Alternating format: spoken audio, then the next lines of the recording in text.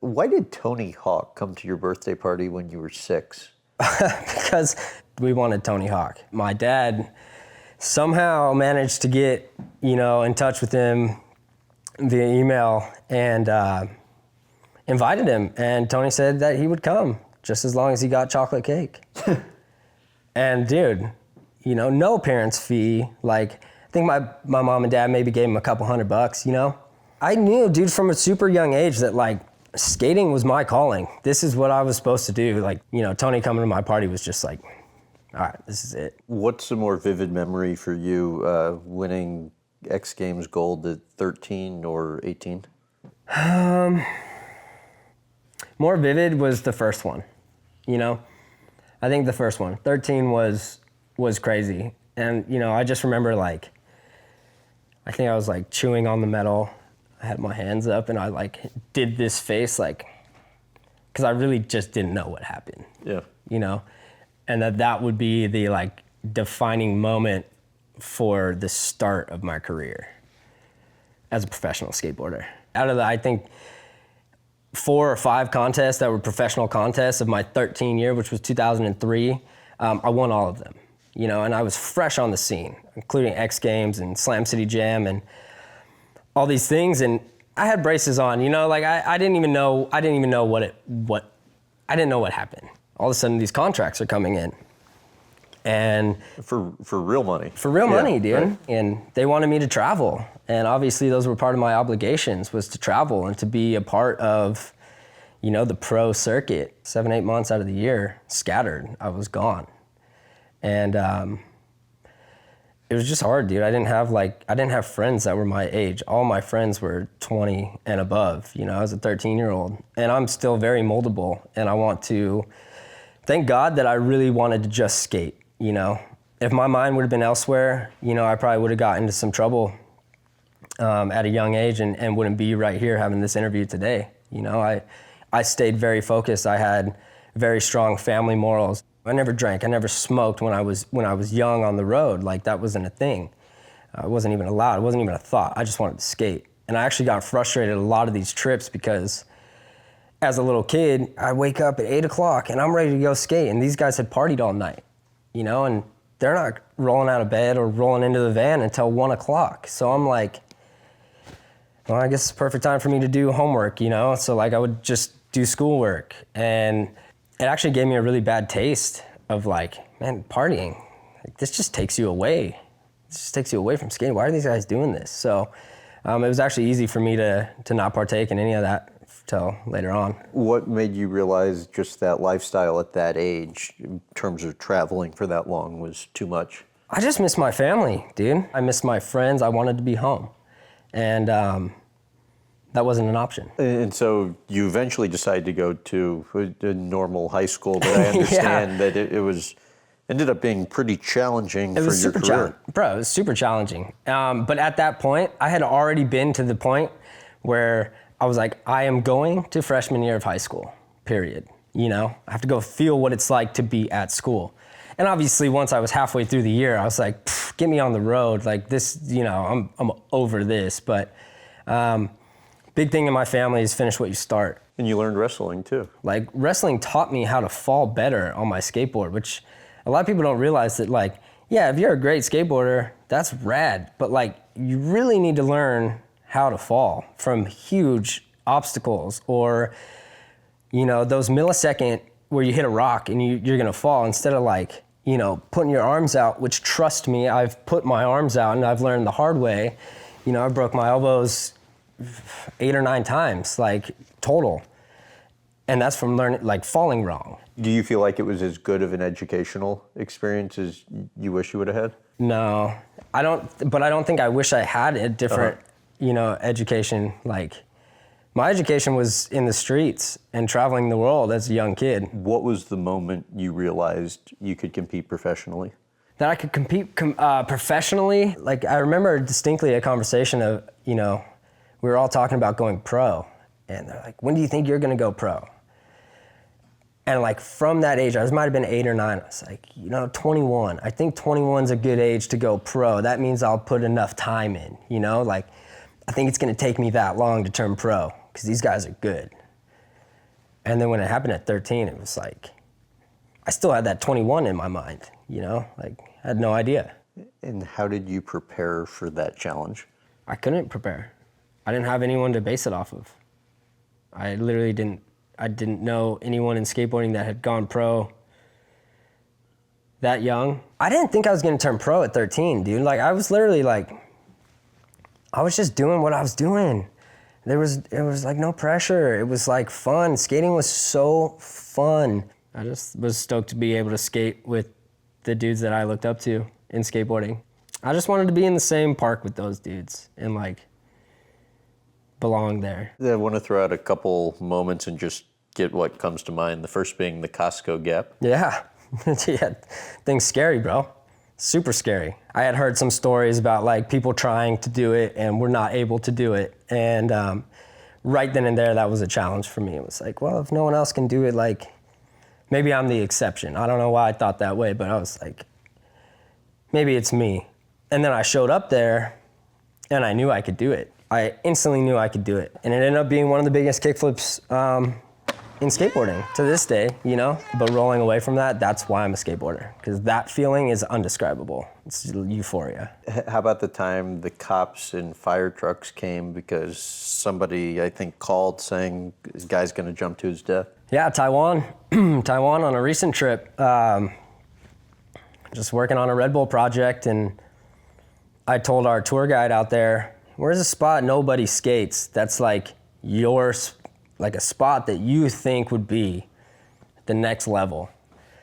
He's like, oh, I've taken a lot of people here. No one even looks at it. I'm like, let me see it. It was like a 10-foot vertical drop into about a 25-foot transition, but it's at the bottom of this underpass. So it's the ground looks so far away, and I was in a trance pretty much. That's why the people called. It's because I must have looked crazy, I don't know. But I was standing up there and I had my board and I just jumped down and just started walking up the center aisle and heard all these sirens coming and cop cars and cops on bikes and ambulance, fire trucks, and they just surrounded me, dude.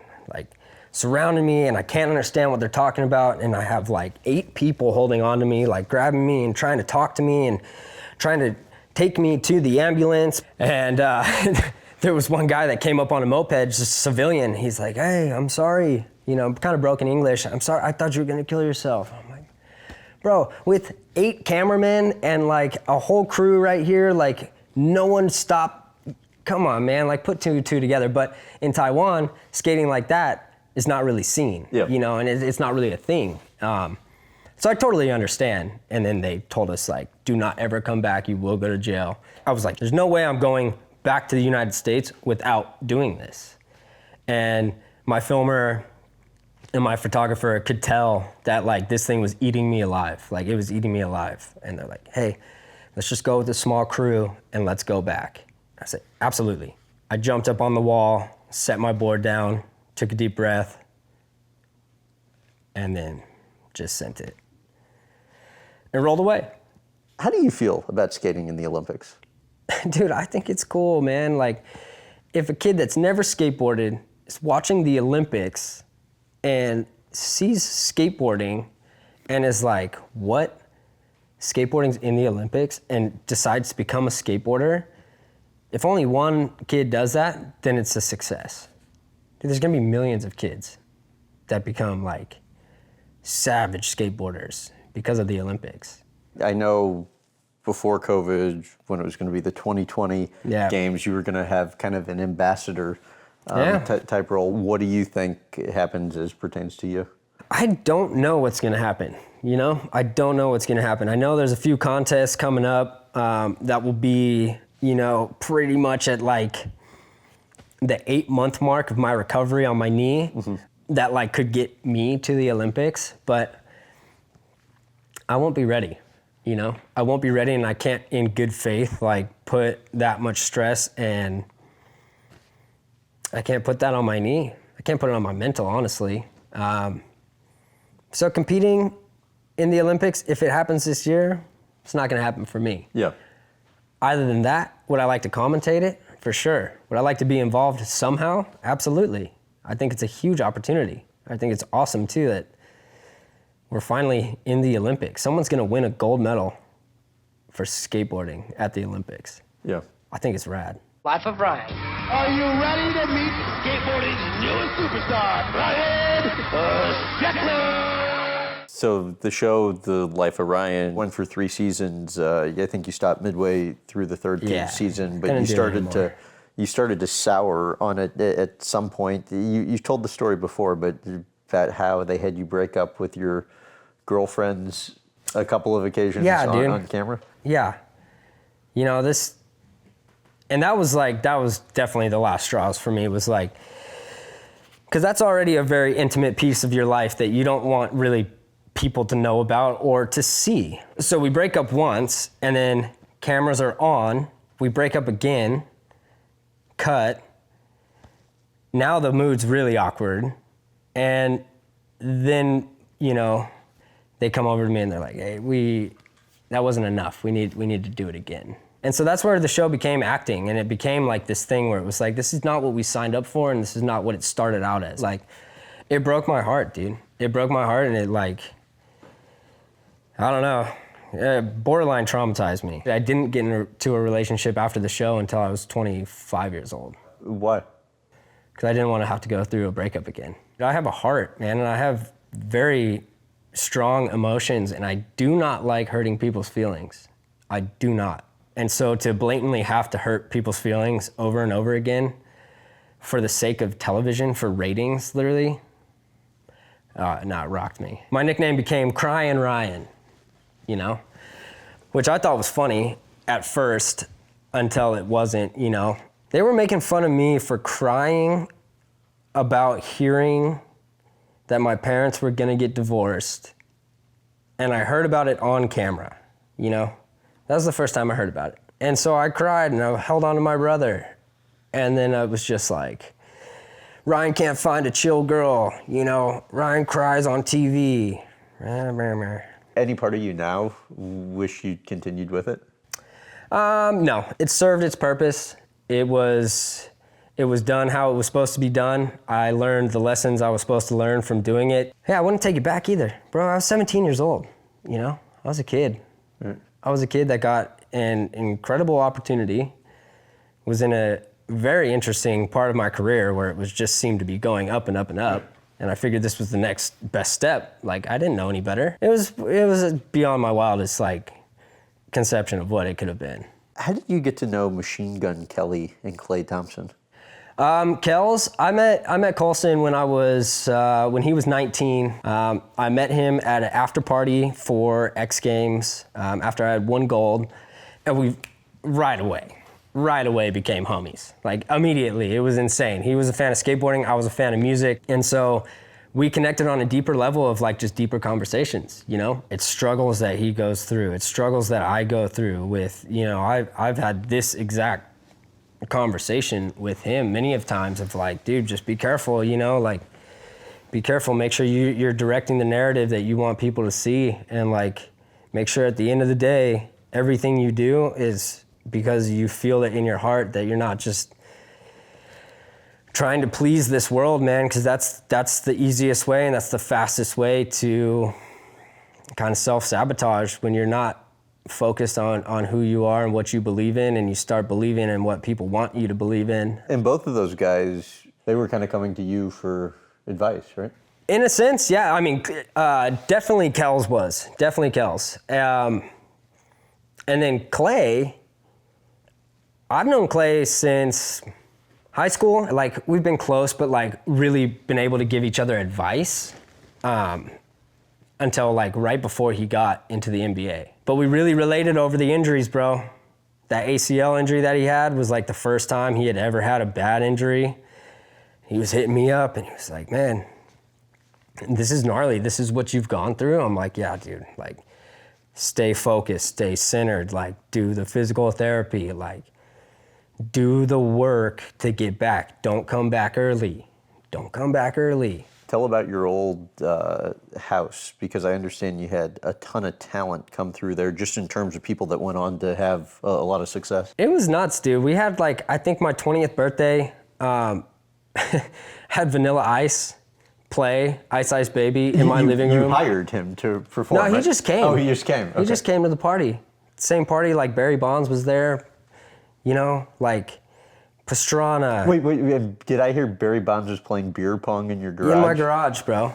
Like, you know, and like we're playing beer pong on a ping pong table set up right next to a Ferrari that I had bought when I was 18. You know, it was like unbelievable. Travis Pastrana was driving a dirt bike through your kitchen? Not only the dirt bike, they were bringing the Harleys in through the house and doing burnouts. And my neighbors literally thought my house was on fire because he sat at my front door burning out this Harley to the point where it filled my whole house with smoke and we had to open the windows. And it literally looked like smoke, like fire smoke was bellowing out of my house. And you were cool with this at the time? Yeah, man. Like, Pastrana doing burnouts in my house, like, fine, that's great. Like, I had a great house cleaner at the time who's still my house cleaner to this day, you know, like scrubbing off rubber marks on the, you know, on the tile, but it was like a lawless time in my life being in that house. It was crazy. And like, I was so caught up in material things, you know, at that age because I didn't know any better, you know? I didn't know any better, dude. My story was like very unique. You know, it was very unique and very unrelatable to anyone else that was 18 or 19 or 20 at that time that was around me. And that's why I say, dude, it was a super fun time. It was a super interesting time. It was a time full of sin, and you know, I lived through it. But now I'm at a point where it's like none of that is important. How would you best explain the role your mom plays in your life? Everything, bro. She's everything to me. She's my mom, she's a manager, she's my best friend, she's someone I can call for anything. We talk about everything. There's nothing off limits with my mom. Yeah, I mean, dude, she's my best friend. It touches you now, even talking about that. Yeah, bro. It's what? I would just some of the mistakes that I've made, you know, she's always showed me love and always showed me grace and always been the one I can trust. And like, if something's going on, I'm calling her first. What's a moment where, you know, she gave the response that kind of made all the difference to you in terms of direction you ended up taking? I mean, dude, there's so many, but like one that was like, the scariest moment for me was admitting that I had a problem with alcohol and that I needed help, and I didn't know how to do it, and I didn't know what it looked like, and I didn't know who else to call, and I only could call and talk to her about it. And I made that phone call when I was on a trip in Oslo, in Norway. 2 days later, I was home, and I was going to treatment to get help that I needed. And it was the scariest day of my life, bro. To surrender. It made me and her stronger. I'll never forget getting dropped off at this place. Like, I just remember watching her just drive out and turn right. And I was emotional, bro. It was a wreck. And like, it gives me chills. And like, right when she turned out of sight, I had this like overwhelming like warmth and like the spirit come over me that let me know I was in the right place. And then from that day, I was full on. I was full into recovery. What made you realize you needed to go? I couldn't stop drinking. I just couldn't stop drinking. It was like... As in you wanted to, but I wanted to, for okay. sure, but I couldn't, you know, and I was like, okay, well, not today. You know, okay, well, we had one, okay, we'll have 4 or 5 and we'll try again tomorrow. That just happened for a long time. What was your lowest point during that period? During that period was just the like, I was just the hopelessness, dude. I literally just like, I wanted to stop partying. I wanted to stop drinking. And I couldn't do it. What made Oslo the breaking point for me was that out of my whole life, the one thing that I have had this crazy, intense passion for, which is skateboarding and competing. I'm in Oslo and I want nothing to do with skateboarding. I don't want to be a skateboarder. I don't want to be a competitor. I don't even want to skate anymore. I want to just go take the money I've made, get off the map and go party. I just want to kind of wanted to end it, you know? Not suicidal, but I didn't want to be in the public's eye anymore at all. What did Michael Phelps say when he called? That he had been through a similar situation and that he knew exactly what I was feeling and he had been there and he could relate. And then when I got Phelps calling me, taking the time out of his day to give me hope, experience, strength, I was like, bro, all right, I can do it. I can do this. And my family and my core group of friends, you know, that have never been yes men, that have always called it straight. The reason I'm sober today, honestly, is they told me, hey, we see there's a problem. You cannot control this. I'm like, you're right. I trust you. You're right. That moment, you started drinking again, and I guess COVID comes, and your roommate Danny's looking at the bottle of Jack Daniels in the morning and seeing more and more out of it than, should be gone. Yeah, bro. I had this vision of oh man, my 30th birthday.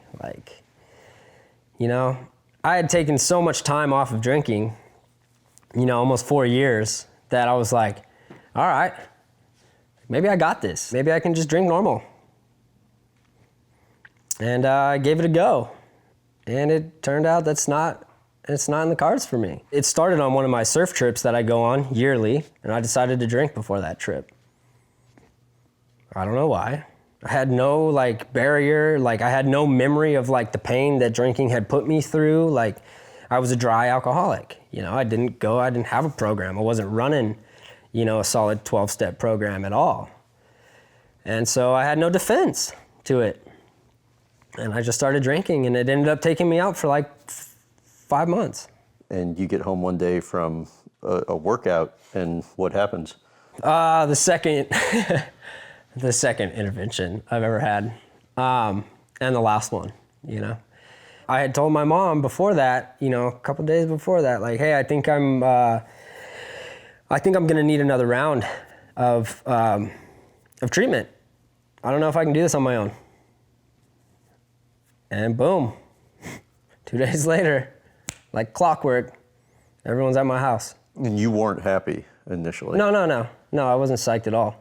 And I went straight into defense mode, and I'm, pointing out flaws of a few people that were in the room, and how can you judge me when, you do this and blah, blah, blah. And then I just took a deep breath and listened, shut up, and I listened to the concerns. And then I agreed with the concerns. And then I agreed that I had a problem. And I agreed to help. And I remember saying, I'm like, let me guess, I'm going today. And they're like, yeah, go pack a bag. And I was like, all right, thank you. I'm like, all right, I'll go.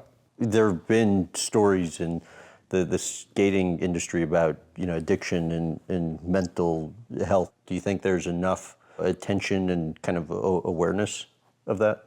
So I think right now, it's starting to get a lot more traction and being talked about a lot more, how important the health and wellness side of life is. Speaking from experience, from not taking care of my body and maybe skating hungover, I've broke over 10 bones, way more than 10 bones, A lot of those could have been avoided, for sure, if I would have been clear and on point, but I wasn't, and I had to learn the hard way. Well, you got to give yourself a ton of credit too, not only for having the willpower to go through all that, but then being willing to share it publicly. I take my ego out of it, People are going to take it how they're going to take it. They're going to like it or they're not. And to me, at the end of the day, I'm not trying to appeal to anyone except for the Lord. All right, so I wanted to talk to you about religion. Why decide to make more of a time investment? For me, honestly, bro, it is a matter of I've had a very fulfilled life. I've had a fulfilled life, and when I look at it, a lot of that fulfillment that I thought was, pure fun was sin, and I look at it now, and I want to live a life that is pleasing to the Lord. And over this last year, I am a born-again Christian. I've always been a believer, but I wasn't following the practices. I wasn't really reading the stories and actually absorbing the lessons of the Bible. And I wanted to change, dude. I just wanted to change. Something was calling at me, and I know now it was Jesus that just wants me to be on a different path. But why so important to have the daily readings and kind of take a deeper dive from that perspective?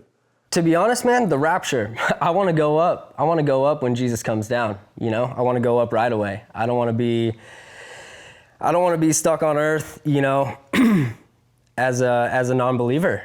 The book of Revelations for me has been pretty much the biggest eye-opener, and anyone that has read it, will understand that it talks about, when Jesus is coming back, and it talks about what happens if you're not a believer and you haven't acknowledged and surrendered to Christ. One of your goals is to read the entire Bible, right? Yeah, bro, of course. I think that's, the Bible, basic instructions before leaving Earth. Over this last year and, really focused on my sobriety and everything that's going on, I have the mental capacity to soak it up. And I'm really in it because I want to be in it. I want to read the Bible daily. I'm drawn to it, and that's my path, that's the path I'm on right now. And it's a path for Christ. And I'm not ashamed of it. I'm stoked. Talked about a lot of life. Have not talked about your dad yet. How about the role he played in your life early on? Huge role, bro. That's my pops, That's my guy. He was the one at the contest, bro. He was the one in the garage, he was the one building ramps, along with my mom. This has been a whole family affair, It's we almost got evicted from the neighborhood because the vert ramp was 13 feet high and hanging over everybody's backyard. And so we cut that down, and they've just been ride or die for skateboarding, for anything that we've been involved in. They support us to the nth degree. What led to the relationship with him becoming challenged? The divorce. The divorce for sure. It was and it wasn't only challenged on his side too. Me and my mom weren't really getting along as well. And for a long time, I thought I caused the divorce. There was an incident that happened where I didn't clean my room, It was heated, and my mom and dad got into an argument, and, I was left on a trip soon after that and came home, and dad was gone. What's the toughest part of the current dynamic with him? Right now, bro, I would say that we're good. I would say we're good. We addressed things that, we needed to address. How do you think your parents' divorce impacted or has impacted what you look for in a partner? Oh, man, I thought about that a lot. And it kind of turned me off of marriage. But then I realized it's it doesn't have to be that way, My situation doesn't have to be like that. Those are two adults that made an adult decision to split up. It had nothing to do with me. It took me a long time to realize that. And for me, I look at marriage different now through the eyes of the Bible. Speaking of that, tell about the special someone in your life now. Yeah, I'm in a very happy, healthy, Christ-based relationship that I couldn't ask for anything else. And I've never been in a relationship like this before with these boundaries. And well, okay, what's the difference? The difference is it's no premarital sex. It's we take the sin out of the relationship and leave it wholesome and leave it real and communicate, which allows us to grow into believers in Christ, but also allows us to look forward to something possibly super magical in the future. All right, so I apologize for the elementary question, but how tough is that? It's tough, bro. It's super tough. I never really went into, never tried to understand why people didn't, have sex before they were married. It was never weird to me. It was just always like, that's just kind of not like that's not my deal. Until it became my deal. And I'm like, I get it. Because it's supposed to be special. It's not supposed to be something you just fling around and just can go do and have no consequences. It's supposed to be like something that's shared in a spiritual way. And so it's new, it's exciting. And she's been with me through a lot in a year. Me going back out into the wild and drinking and, then realizing I had a problem, and she stuck by me while I went to a treatment facility.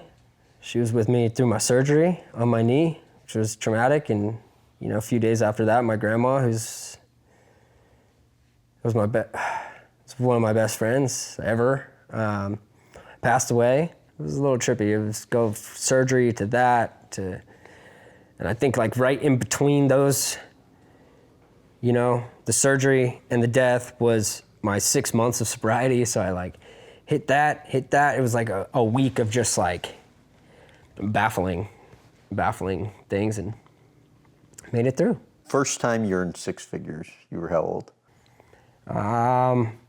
First time I got a six-figure, bro, it must have been early on. First time I made $100,000, I don't know, 14, 15. Did your parents stop being able to claim you as a dependent when you were like 9, I think? Yeah. What do you think you learned about money going through all that? Or, having the resource at that early an age and now reflecting on it? What I learned about money at a young age was that it was like, it was pretty much kind of a freedom ticket for me, like if I wanted to go, take my family out to dinner, I could, and like a lot of the times on trips, I felt really bad that my brother wasn't with me and that Shane wasn't with me. And so I would try to make up for it with gifts, and he'd be stoked, and it was cool. But even thinking right now, bro, like money didn't really have a grip on me until I was 18. It wasn't important to me until I was getting ready to buy a house, until I wanted to buy jewelry. It was all material things, I wanted to have a Ferrari. So like the goal was to like get that by the time I was 18, and so got that. That was a goal. Was I satisfied? No, it wasn't. Like I kept thinking that all these things that I was buying were gonna give me this like sense of joy. And they did for a little bit, but like it was empty. It was very empty. And I've wasted over $1 million for bottle service and tables at clubs and penthouse suites and, flying private and whatever it may be, all these like material things that I look back on now and it's like, man, kind of wish I would have saved that, $1 million, because then I could have maybe bought some real estate or like bought assets that like are actually creating revenue, and not just, pretty much burning it. Or, could have done more with that million, could have really put the $1 million just into the foundation and gone out and helped and actually been able to do more than what we're doing. Obviously, I talk about going back, but I wouldn't change anything that my life has been because it's sat me right here, right now, clear-headed and motivated. Before you made it big, what was the most creative way you went about saving money to get something special for yourself or someone else? I would set a goal. I would set a goal with my agent and with my mom. And, if I wanted a new car or a new watch or something like that, it would be, I'm gonna win this contest. Or if I, at the end of this year, am the state championship or win the championship of this, then I'm gonna splurge. And so for me, it's always been goal setting. I've always been a goal setter. So It wouldn't really be like, walk outside and I'm gonna go get a car today. You know, even though on the show it made it look like we just went out one day and bought an Escalade. It was like, no, that was planned. You know, we planned to do that, but the magic of television made it look like I just woke up and decided to go spend 70 grand on a car. Business today, Sandlot Times. Yeah. Tell me about how that came about. Sandlot Times is representative of my skate park, my friends, derived from the Sandlot, the movie, which is like I get the chills, it's random. I love that movie because of the fellowship that these guys have, you know? They stick together, they ride together, they all show up at the same park and they just have fun. They lose track of time completely and they're just hanging out and playing. And as an adult, my skate park is the Sandlot. That's pretty much the new, you know, life of Ryan. Let's put it that way. You know, or Sheckler sessions that I used to do with Red Bull. But it's mine, you know. It's mine, we own the content. What's to say here about Palm Springs Wave Company? Palm Springs Surf Club. So, new standstill wave pool that's coming in and super excited to be a partner in it, you know. It's pretty awesome to be able to go out to Palm Springs, golf around, and then show up at the wave pool and surf for 4 hours and just get barreled. I luckily got to ride the test wave, the sample wave. And just from the sample wave, the ride on it hooked me, dude. And to think that it's gonna be 3 times bigger, like wider pool, longer rides, bigger wave, left and right, maybe even a split peak. There's an air section. It's just like, it's a playground. It's actually a playground for surfing. There might be the desire at some point on your end in creating a chain of tattoo shops. It would be cool. For me, it's like, I think that music and sports and tattoos kind of all go together these days, you know? And a goal of mine, you know, with one of the companies that I'm a part owner in, Ethica, you know, that's kind of a branch we're going down right now is the music side, you know? And I think with the studio that they've created and kind of the atmosphere that is going on with the brand, that a tattoo company or tattoo setup goes right in with it. And that's funny you know about that. It's interesting that you know about that. That's like really right at now at the beginning of even conversations of doing it. But yes, ideally, I've spent a lot of time at the tattoo shop. I hadn't noticed. Yeah, a lot of time at the tattoo shop. I love obviously getting tattoos. I have to slow down a little bit. I don't have much room left, so it's, you know, it's a fun world. It's a painful world, but it's fun.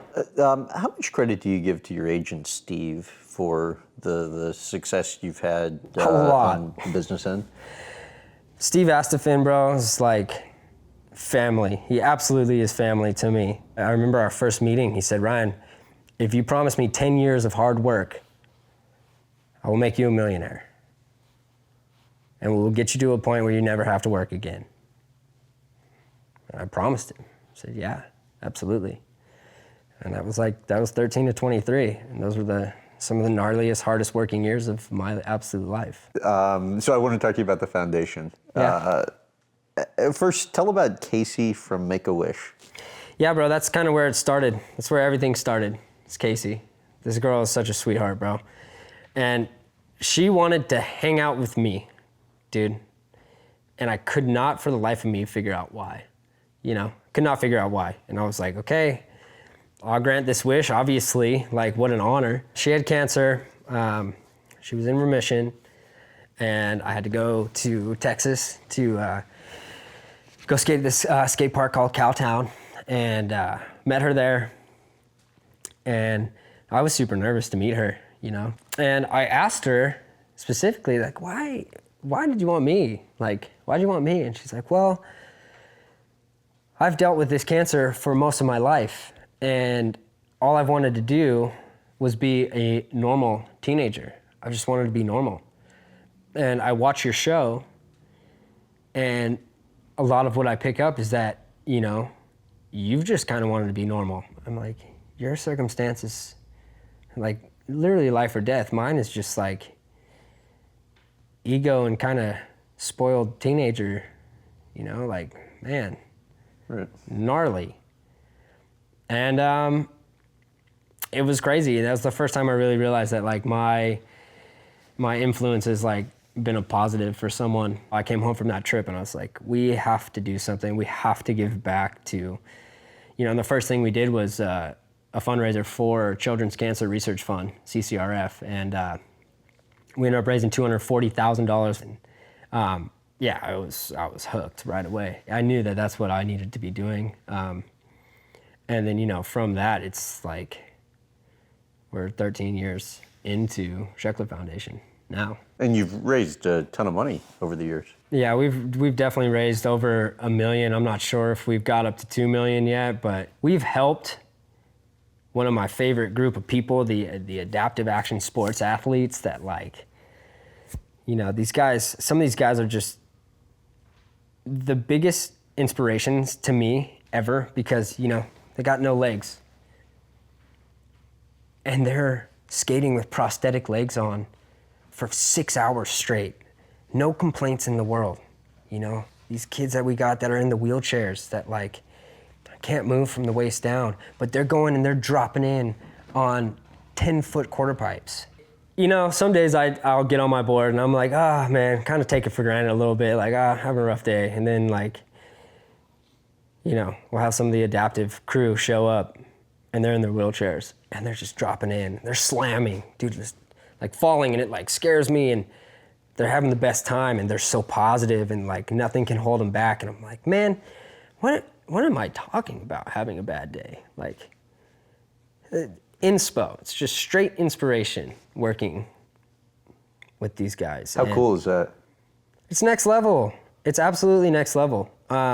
It's the most gratifying part of my life. And then we got them into the X Games, you know, and it was like, boom, they got medals, gold, silver, bronze. It was like epic. We did a tour, a 10-stop tour, you know, where we're giving out $10,000 at a stop, and we're bringing, you know, my skateboard members with us, and we're like going to all these cool spots, and we're visiting the hospitals, and like I'm being allowed to skate in the hospital, like in the rooms with these kids, you know, and there's just something about being of service, you know, being selfless and just allowing yourself to kind of submerge yourself into somebody else's life and have compassion and be able to bring just a little bit of joy. If that's all it takes, you know, we can all do it. We can all be capable of making somebody smile.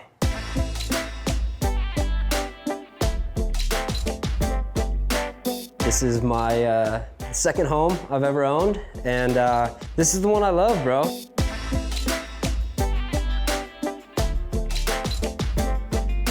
We talked about the chaos energy at my last spot, and this home represents none of that, you know. This has been a home where I have been working on myself spiritually and health-wise. This is the first one, bro.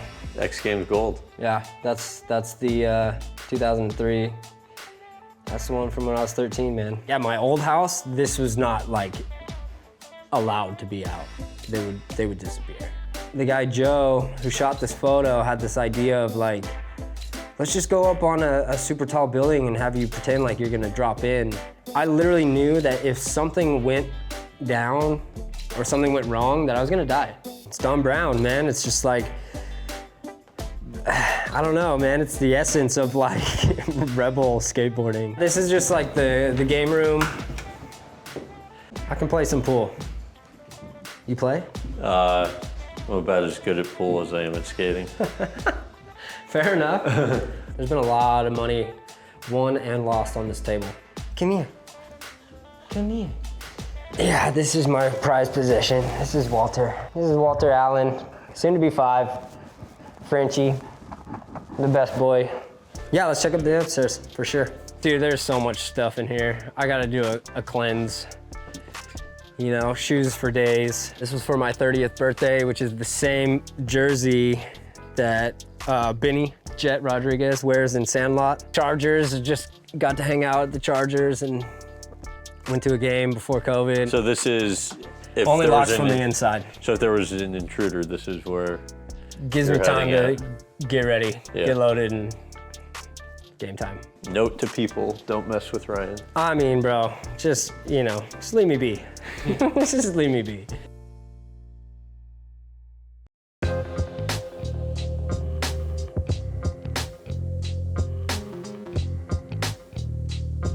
You know, we've talked about this injury some. Take me through kind of the early days of what you were thinking. What I was thinking? Yeah. So angry. Because I was on such a good roll, my left leg just like hyperextended and my right knee buckled and it popped it. Yeah. I felt it immediately. I got my MRI and I came back and he starts laughing and he's just like, when'd you do this? I'm like 2 months ago. Like, you're unbelievable, bro. You're unbelievable. You have no ACL. And he's like, we need surgery. Like right away. And how's the rehab guy that we're going to help? John, he's been with me through all my major injuries, you know, like in the last 6 years, which have been some major injuries. We've come back stronger every time. I just end up hurting something else.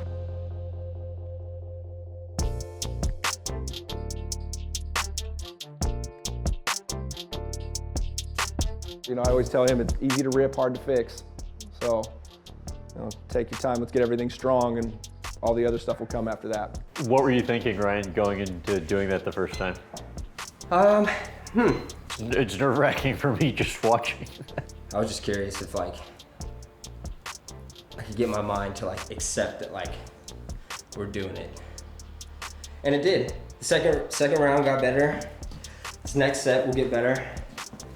And then that's progress. But for me right now, it's like, dude, the timing of this interview and like us hanging out couldn't have been any better. Like, you guys are literally seeing the first of like the real progress of like this injury, you know? So for me, it's like super special to like share it with you guys. It's like, dude, skating yesterday was the first time like that it felt like, okay, we're getting close.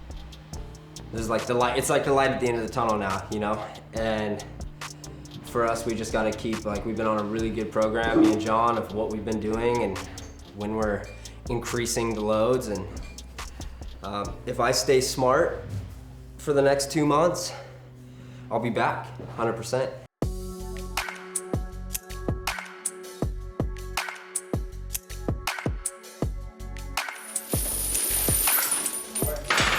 We've had to like completely rework this elbow. The swellbow? I mean, it's a pain in my ass sometimes, but yeah, no, I mean, it lets us do pretty much everything that we need to at this point. I tell him he tattooed that eyeball on it because we got to keep an eye on it. Yeah, that's right. That's right. What differences have you seen over the past year since he's been sober? I've just always been impressed with Ryan's work ethic. When Ryan sees something wrong, he attacks it and tries to fix it. These guys are around constant temptation and they're doing well financially. Right. And if they wanted to, life could be a party, you know, unless you give yourself structure. And that's what I see with Ryan, is that he's always just given himself incredible structure and he sticks to the plan. Oh, these are next level. Were these really on the program, or are you doing No, this to make me look these are on your program. like a fool on camera? No, these are on your program. It's only 5 reps though. Tight, keep that air trap. Inner abdominal pressure. Oh, dude, it's so hard. If you guys want to see how hard that is, give it a try. Please, be my guest. You start here? Yep, we'll start like that. Take a big deep breath, lock it in, brace. Now try not to let your low back fall. Almost, pretty damn good. Yeah, pretty close. Wait, knees still down? Yeah, and then you just pull it back up to the feet. So ideally, you want to try to take it to the stomach before Okay. you let the knees fall. Once the knees came down, so you're out here, right? Then you'd want to drive it back in without any kind of kink in the lumbar spine. Got it. That was solid, dude. Off to the skate park? Yes, sir. Let's go there. So tell about where we are right now. Right now we are in San Clemente. Dude, it takes me probably 3 minutes, maybe less, to walk to the beach. So like I run down to surf, and it's nice, man. You can hear the waves crashing at night. Tell about the 10-year-olds that like TP'd you. They were professionals, bro. They got me really good. So we watched the security cameras, and I couldn't even be mad, man. These guys were so meticulous and so focused on what the job was, which was just to destroy my house. And yeah, they got me good. And it was crazy because we were all in the house, like me and my bro. And nobody heard him. Happened. I know who it is, but you know, we're gonna let him live. What's it like been living here during COVID? A lot of places got shut down, and my skate park did not. I was still able to do my craft and do what I needed to do. It was a nice time for me to just kind of reflect on life too, honestly. Like I needed this time, and that might be selfish, but at the end of the day, it's like I'm sure a lot of people were able to dig deep and really do some soul searching during this time. And you were able to make the most of it. I was absolutely able to make the most of it. I hear you're getting more into golf. Yeah, love it. I absolutely love it. It's kind of like skateboarding, where it's like you'll try a trick all day, not get it, then you'll try a different trick, you get it first try or something, and you're like, oh, that's why I love skateboarding. And it's almost like a meditation, you know. It's a good way for me to not dwell on shots. Like I'll golf, and if I have a bad drive, that's what it is. Turn left around here. Yeah, just right this way. How long have you had this skate park for? So we've been in this building now for, I think, 6 years. Shall we? Let's do it.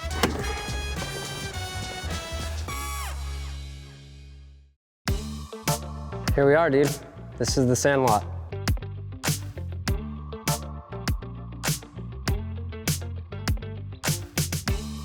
And you've had this place for how long? Coming up on probably 7 years now. Yeah. You're fine to do this, right? Like, I'm good to do this. Okay, because you've only skated a few times since. I'm good to do this. All right. Whatever happens is my own fault, all right? No, I didn't mean that. No, we're good. We'll be good.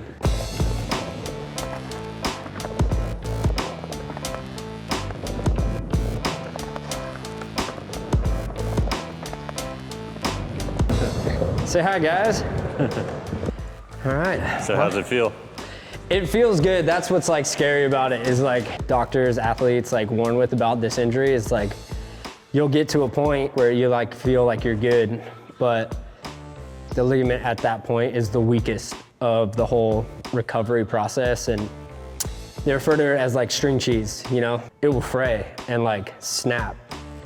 And to go through snapping a fresh ligament, like you only have so many hamstring tendons to like use. And they say you can skate on occasion now, or no? Yeah.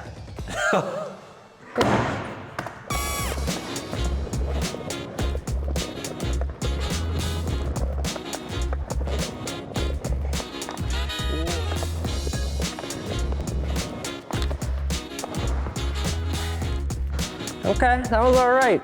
You sure? Absolutely. Ooh, after not doing it for 5.5 months, what are the emotions when? Oh, I just want to keep skating. That's it. I just want to like work on some new tricks. Just want to skate. And before you can comfortably do that, Yeah. without fear of injury, it'll be another couple months? Yeah, probably another 2 months. Okay, cool. So give me some pointers so I can hurt myself. Okay, you're not gonna hurt yourself. I'll probably put you on my board. You think you can roll down this thing? We'll find out. We need a nurse on site. I could do this. Hey, that's fine. It's still skating. So I'm thinking we're going down this thing, bro. I'm thinking we're going down this. So start on this side. So left foot, yeah. And then you're gonna push off, put the foot on. Yep. Here we go. Okay, widen your stance. All right, now bend the knees a little bit. Get ready, get ready. Yeah, dude! Unreal. Okay, bend your knees. I didn't break a wrist. Dude, sick. That's what we wanted. First try. That's all we wanted. My guy, you're natural. Yeah. I'm stoked, man. That was a good day. All right. Thanks, bro. I was gonna. Oh, we're cheersing boards? My guy. I don't think I've ever cheersed a skateboard. That might have been a perfect sign out.